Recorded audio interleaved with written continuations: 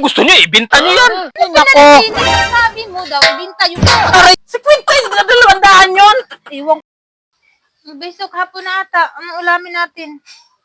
Eh, may ulam pa. May ulam pa naman yata sa bahay eh. Kulang yun. Oh, eh wala na akong pabiling ulam dito. Wala akong pira. Bumili ka ng tilapia. Ihawin natin. Wala nga akong pira. Makulit ka din naman. Ito nga oh. 200. 200. Oh, Tilapia na itim. tilapia. Mm. Ah, sige. Hinahaponan. Dagdag dun sa ulam natin. Magluto na kayo ng sinaing doon. Ay sus, mabilis lang ang sinaing.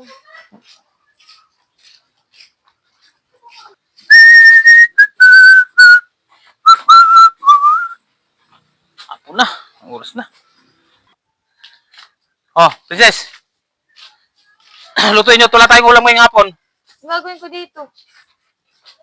Ay, di lulutuin nga to ulamin. Ano ka ba naman bata? Ang dami mo namang hasi. Ay, di kung gusto nyo, ibenta nyo yan. Kung gusto nyo. Alam nyong ulamin niya eh.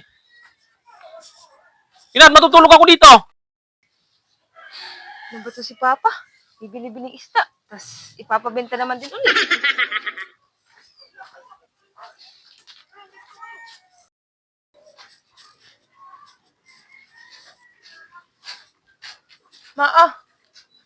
Ano yan? Benta ko sa isda. Anong benta sa isda? May binigay sa akin si Papang isda. Sabi, Oh. benta ko daw. 100 nga benta ko. Tumawad, 50 na lang. Ano? Pinabili ko siya ng isda at pinapaluto ko sa kanya at kulang yung ulam doon.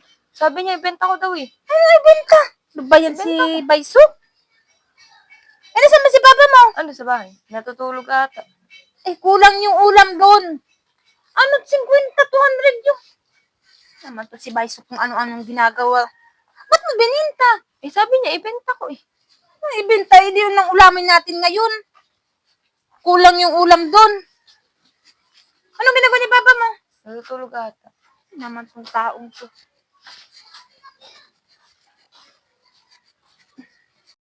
Ano tong Baiso na to kung ano-anong ginagawa? Ano bang ginagawa mo?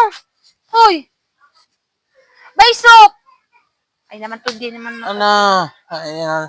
Yung isda, bakit mo pinabinta? Na pinapaluto ko yun sa'yo. Ano ka ba? Natutulog ako eh. Ano sa anak mo? Pinalilinis ko. Ano Ay, nako. pinalilinis? Ang sabi mo, ibinta yung isda. Aray! ibinta yung Ano isda. ka ba? Anong ibenta? Ang taong to. Anong ulamin natin? Nandun nga sa anak mo, sabi ko linisin at lutuin at wala tayong ulam. Sabi mo daw, ibinta yun, 50 pesos yung pinagbintahan. Iwan ko sa'yo. Nako. Nasaan ba yung anak mo? Ay, nandun. Iwan ko sa inyo. Hirap niyong kausap talaga. Ano ngayon ang ulamin? Kulang yung ulam. Eh, nasaan ang isda? Sabi nga, bininta na. Ibininta. Ano ibininta na sa pinagbintahan? Ano, 50 pesos? Si Quinta, hindi na 200 yun. Iwan ko sa'yo. Mag-ama kayo. Ay, nako. Wala nang ulamin. Huwag na kayong mag-ulam.